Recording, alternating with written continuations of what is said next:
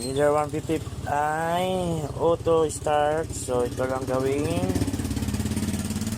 Kailangan natin i-resolve yung positive line, yung orange, kulay orange. Anya. Ito lang kailangan soldahin kasi may mga kalawang na dyan. Duwakinan kong solda.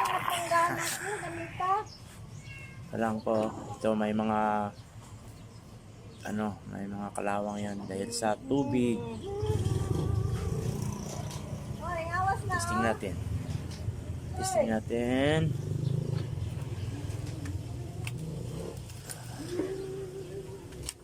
Okay, start. Good. Okay na.